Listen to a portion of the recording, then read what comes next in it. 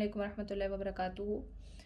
Teenager की बच्चे हैं और अभी तक आप लोग कॉन्शियसली उनकी पेरेंटिंग नहीं करते रहे, तो अब हम क्या कर सकते हैं टीनेजर्स के साथ?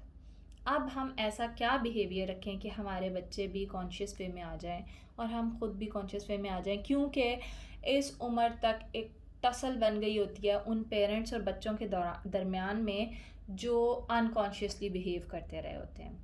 क्योंकि ये वो एज होती है कि बच्चा अपने आप को वैल्यू देना शुरू करता है।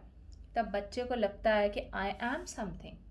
भाई वो ऑफ कोर्स वो है, अल्लाह ताला ने उसे वैल्यू दे दिया, अल्लाह ताला ने उसका हिसाब शुरू कर दिया है, तो बच्चा भी तो अपने आप को वैल्यू देगा। तो मसला यहाँ होता है कि हम उसे वैल्यू नहीं दे रहे होते हैं।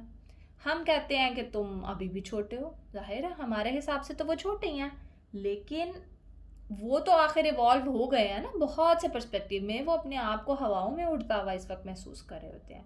So start giving them value. ठीक है, उनको वैल्यू देना शुरू करें। उनसे थोड़े से बड़े बड़े मसलों में उनसे बात करना शुरू करें। आप रिस्पेक्ट करेंगे अब आप उनकी। पहले अगर आपने रिस्पेक्ट नहीं की तो please start respecting them now. आप अभी भी रिस्पेक्ट दे सकते हैं।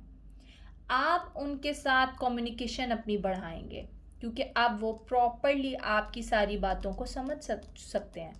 अगर आपका मोड अभी भी ऐसा है कि पिछले इतने सालों से आप उन्हें नसीहतें करते आ रहे हैं, तो प्लीज़ ये वाली कम्युनिकेशन को वो वाली कम्युनिकेशन ना समझिएगा कि जिसमें आप ये कहें कि कम्युनिकेशन तो हम पहले भी करें। आप कम्युनिकेशन ही कर रहे थे, आप उन पे सिर्फ अपना 14 नकाती असूल लागू किए हुए थे 14 सालों से।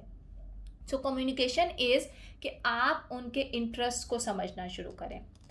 आप उनके इंटरेस्ट के बारे में बात करना शुरू करेंगे और फिर उसके बाद आप उनसे कनेक्शन बनाएंगे इस तरह से।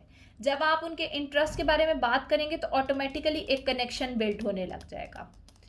सबसे पहले आप वैल्यू देंगे, फिर उसके बाद आप उनकी रिस्पेक्ट करेंगे, फिर उसके बाद मतलब आप उनकी रिस्पेक्ट किस तरह कर सकते हैं। अगर किसी बच्चे को बाल बनाने का शौक़ हो रहा है ना, और वो अपने लंबे बाल रखना चाह रहा है, टीनेजर है, तो आप उसको ये नहीं कह देंगे कि इस तरह तो बड़े फजूल लोगों के बाल होते हैं। आप उनको रिस्पेक्ट करेंगे कि कोई बात नहीं है, उसका नया नया शौक़ है, उसको करने देंगे।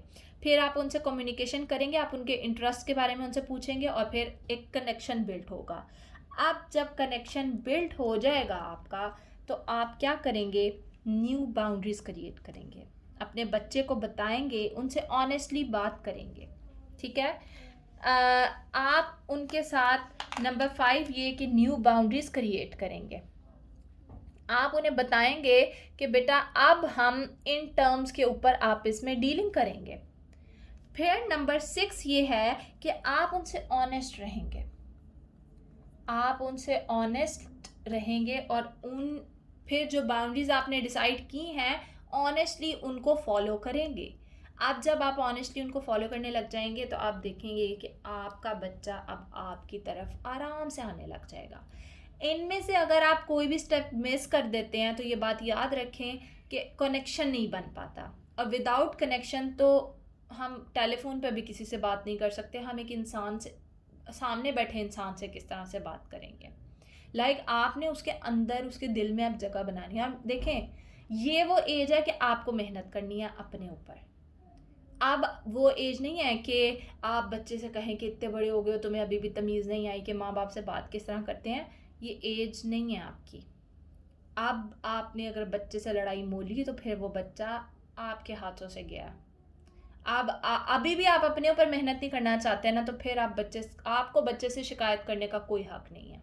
ठीक है, अगर आपको लग रहा है कि आप पिछले इतने सालों से कॉन्शियस वे कर चुके हैं, तो आपको अब कॉन्शियस वे में आना होगा। अब अपनी ईगो को जो है थोड़ा सा बैक फुट पे लेके जाना होगा, क्योंकि अब आपने अगर अपनी ईगो दिखाई तो फिर एक वर्ल्ड वॉर 3 शुरू हो जाएगी आपके घर में।